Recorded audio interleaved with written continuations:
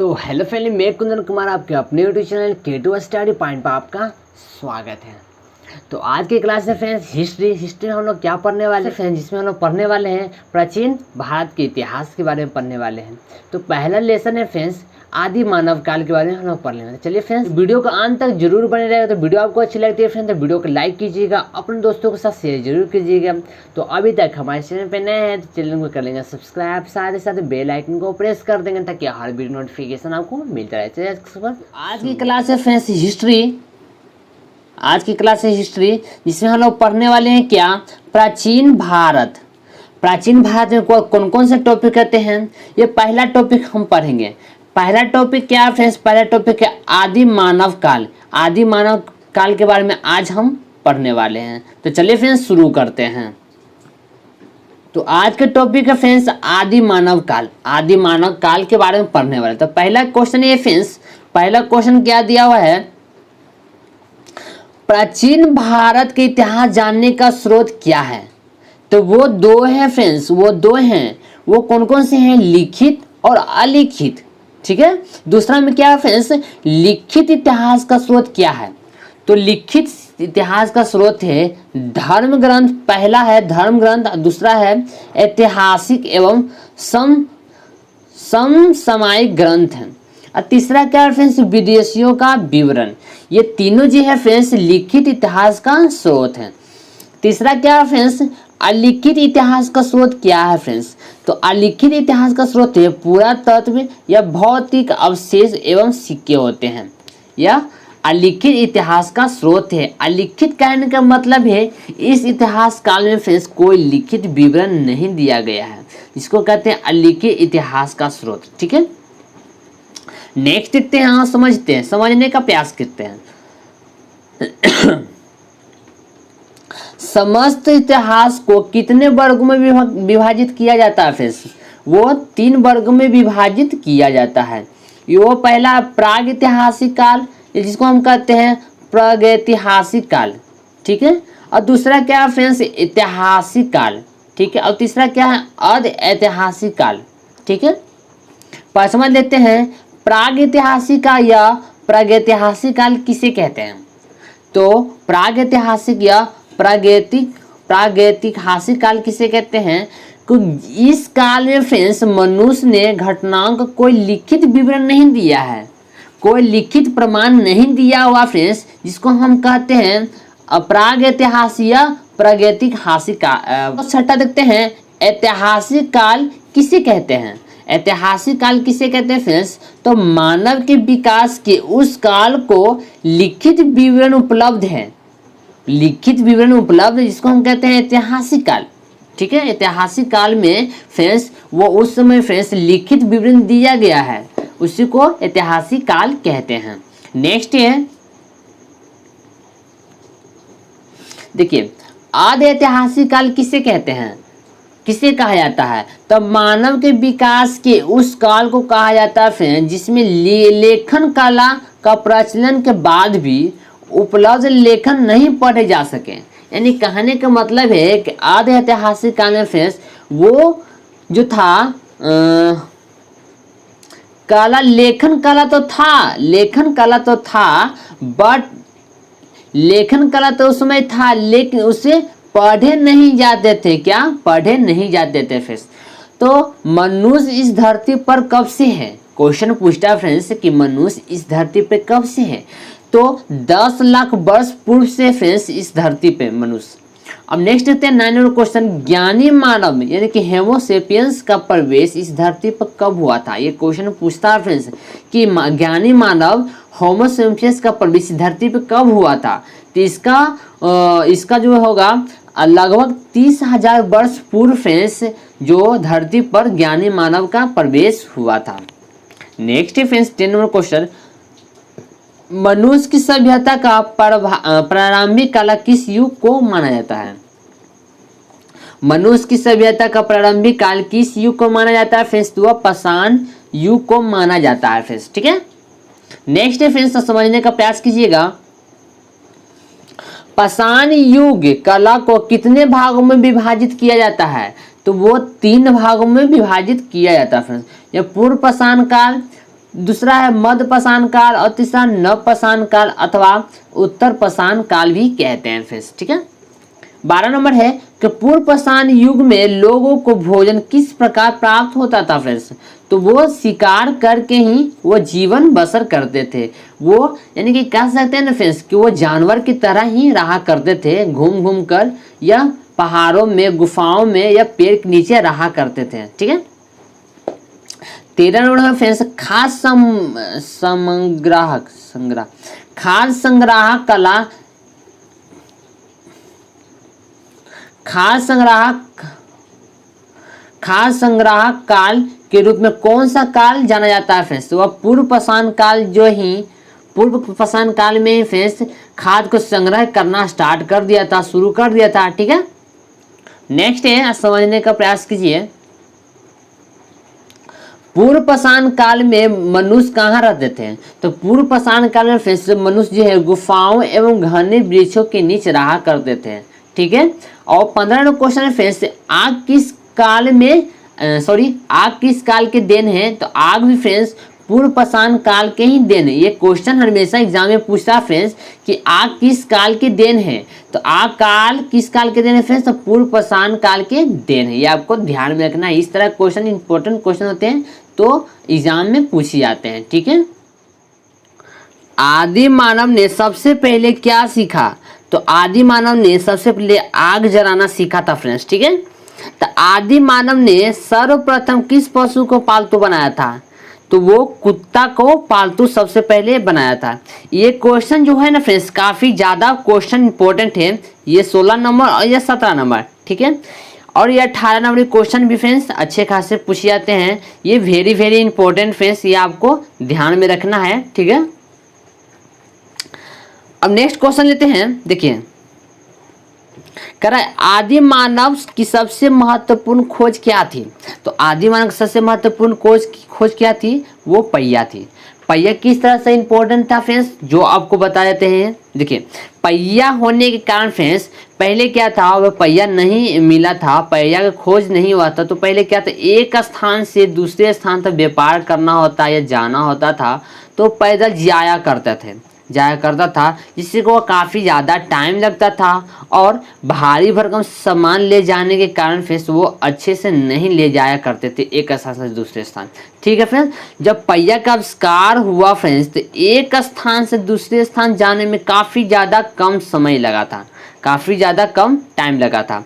और भारी भरकम सामान भी लेके जाने में फ्रेंड्स वो काफ़ी ज़्यादा समय कम लगा और ज़्यादा आसानी हुआ और सहूलियत, इसीलिए फ्रेंड्स वो काफ़ी ज़्यादा महत्वपूर्ण खोज मानी जाती है पहिया। ठीक है, आदि मानव ने सर्वप्रथम किस पशु को पालतू बनाया था, वह कुत्ता था। वो इंपॉर्टेंट फ्रेंड्स, ये सारे इंपॉर्टेंट है, आपको ध्यान में रखना है।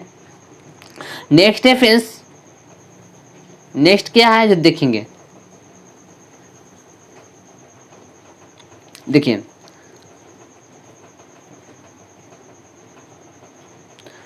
महाराष्ट्र के बोरी नामक स्थान पर मिले अवशेष किस काल के हैं। तो पूर्व पाषाण काल के थे फ्रेंड्स। वो महाराष्ट्र में बोरी नामक स्थान पर एक अवशेष मिला था जो कि पूर्व पाषाण काल के माने जाते हैं। 20 नंबर है पूर्व पाषाण काल के अवशेष भारत के किन किन स्थानों में पाए गए हैं। तो वो सिंगलौरी घाटी या मिर्जापुर कहते हैं, बेलन घाटी इलाहाबाद के तरफ है, और भीम बेटका और ये भोपाल में है। ठीक है, ये जो है तीनों चार, ये एक और ये दो, ये तीन जगह है फ्रेंड्स जो कि पूर्व पाषाण काल का अवशेष भारत में मिले थे। अब नेक्स्ट देखते हैं, समझने का प्रयास करते हैं फ्रेंड्स।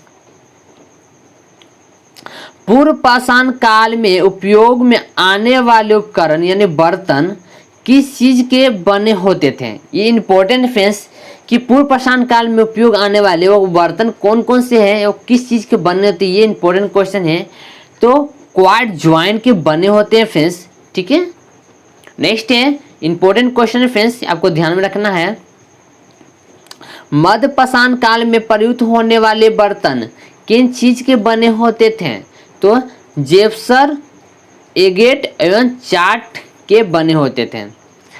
तेईस मध्य पाषाण काल में प्रयुक्त होने वाले बर्तन को क्या कहा जाता था? तो माइक्रोलिथिया कहते थे। क्या कहते थे फ्रेंड्स? माइक्रोलिथिया कहा जाता था। नेक्स्ट है मध्यपाषाण काल के बर्तनों के अवशेष भारत में किन स्थानों में पाए गए हैं? वो है मालवा, गुजरात, राजस्थान, पश्चिम बंगाल, उड़ीसा, आंध्र प्रदेश, मैसूर में फ्रेंड्स ये सारे जगह पर मध्यपाषाण काल के बर्तन अवशेष मिले हैं। 25 नंबर है तो मनुष्य ने किस एक स्थान पर अस्थायी रूप से निवास करना किस युग में सीखा? तो वो किस युग में सीखा फ्रेंड्स? नवपाषाण युग में फ्रेंड्स वो अस्थायी रूप से रहना या बस जाना फ्रेंड्स, वो अपने घर बनाकर रहना कब सीखा था फ्रेंड्स? वो नवपाषाण काल में वो सीखे थे। 26 नंबर देखिए नवपाषाण युग में किन प्रकार के औजारों का उपयोग करते थे? तो वो पत्थर की कुल्हाड़ी एवं हाशिया का उपयोग करते थे। यानी कि थोड़ी बहुत तो फ्रेंड्स थोड़ी बहुत तो बदलाव हुआ ही था। ठीक है, थोड़ी बहुत बदलाव हुआ था पाषाण युग से ही, पूर्व पाषाण काल से थोड़ी बदलाव हुआ था। पहले क्या था फ्रेंड्स कि वो पत्थर के सारे औजार बनाए करते थे और उसी से जानवर को मारकर वो खाया करते थे, कच्चे ही खा देते थे उसमें। ठीक है फ्रेंड्स, नेक्स्ट देखते हैं। नेक्स्ट है फ्रेंड्स देखिए बस बुनने की कला किस युग में शुरू हुआ था फ्रेंड्स? Important question friends. ये वस्त्र बुनने का कला किस युग में शुरू हुआ था फ्रेंड्स? नवीन पाषाण काल युग में ही फ्रेंड्स वस्त्र बुनना शुरू कर दिए थे। और कृषि का आविष्कार एवं चाक का आविष्कार किस युग में हुआ था? तो नवीन पाषाण युग में फ्रेंड्स यह कृषि का आविष्कार हो गया था। यानी कि इंपॉर्टेंट जितना भी क्वेश्चन करवा रहा हूँ फ्रेंड्स सारे के सारे क्वेश्चन पूछे जा चुके हैं, ये आपको ध्यान में रखना है। सारे क्वेश्चन आ चुके हैं तो एक एक करके फ्रेंड्स आपको ध्यान देकर पढ़ना है और समझने का प्रयास करना है। देखिए अब नेक्स्ट क्वेश्चन लेते हैं 29 नंबर। भारत के किस भाग में कृषि कार्य का पहला साक्ष्य मिला है? तो सिंध एवं बलूचिस्तान के सीमा पर मिला फ्रेंड्स। बलूचिस्तान जो है फ्रेंड्स पाकिस्तान की ओर है, पाकिस्तान की तरफ है। ठीक है, पाकिस्तान में पाया गया है, पाकिस्तान में है। बलूचिस्तान जो है पाकिस्तान में है। जितना भी क्वेश्चन करवा रहा हूँ फिर सारे के सारे क्वेश्चन पूछे जा चुके हैं। ठीक, ये आपको ध्यान में देखना है कि पूछे जा चुके हैं। नेक्स्ट है फ्रेंड्स, नेक्स्ट क्या देखेंगे? फसल काटने का औजार किस काल में बनाए गए थे? तो नवपाषाण काल में फ्रेंड्स फसल काटने का औजार बनाए गए थे। और 31वां है ताम्रपाषाण युग किसे कहते हैं? ताम्रपाषाण युग किसे कहते हैं फ्रेंड्स? जिस युग में मनुष्य ने छोटे छोटे पत्थरों का औजारों के साथ साथ धातु के औजारों का उपयोग शुरू कर दिया उसे ताम्र युग या कांस्य युग या ताम्रपाषाण युग कहते हैं फ्रेंड्स। क्या कहते हैं? ताम्रपाषाण युग किसे कहते हैं कि जिस युग में मनुष्य अपने छोटे छोटे पत्थरों एवं औजारों के साथ साथ जो फ्रेंड्स धातु के औजार का उपयोग शुरू किए उसे ताम्र युग या कांस्य युग या ताम्रपाषाण युग कहते हैं। ये आपको ध्यान देना है। 32 नंबर क्वेश्चन है फ्रेंड्स कि सर्वप्रथम किस धातु का खोज हुआ था? तो तांबा का। सबसे पहले फ्रेंड्स किस धातु का खोज हुआ था फ्रेंड्स? तांबा का हुआ था। ये क्वेश्चन एग्जाम में पूछ जाते हैं। तो भारत के किस भाग से तांबा एवं कांस्य की कुल्हाड़ी मिली है? तो ब्रह्मगिरी में जो है फ्रेंड्स मैसूर के निकट वो नर्मदा टोली है, नर्मदा तट पर वो वहीं पर फ्रेंड्स मिला था कुल्हाड़ी तांबा का कांस्य का। ठीक है, 34 नंबर है तो तांबा की खोज के बाद किस धातु का खोज हुआ? तो कांस्य का खोज हुआ था फ्रेंड्स। ठीक है,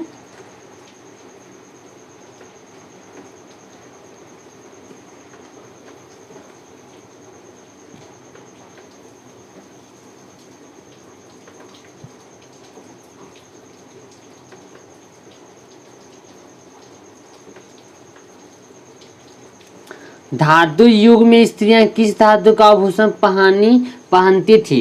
धातु युग में फ्रेंड्स स्त्रियां जो है किस धातु का आभूषण पहनती थी? वो कांसा की थी जो वो स्त्रियां पहनती थी अपने सजावट के लिए, अपने सौंदर्य के निखारने के लिए। ठीक है। 36 है, धातु युग में मनुष्य का मुख्य पेशा क्या था?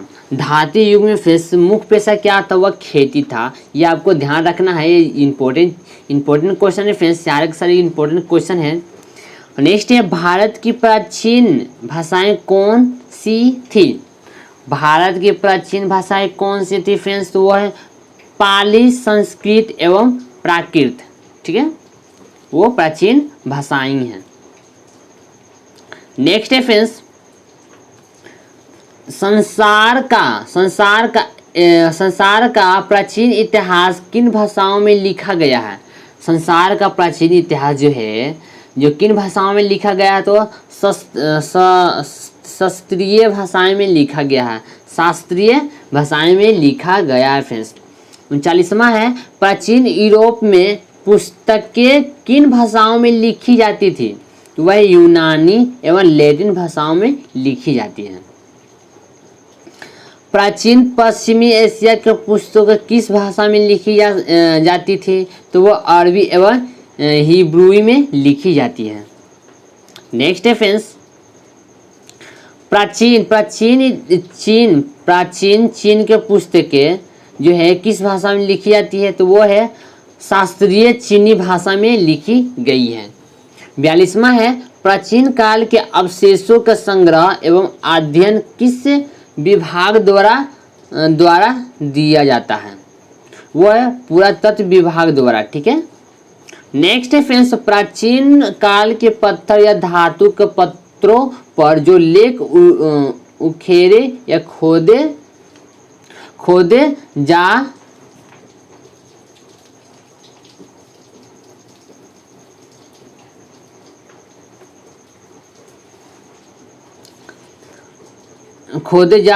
जाते थे वो उसे क्या कहा जाता है? तो उसे शिलालेख या अभिलेख कहते हैं। ठीक है, यानी कहने का अर्थ यह है कि प्राचीन काल के पत्थर या धातु के पत्रों पर जो लेख उखेरे या खोदे जाते थे उसे क्या कहते थे?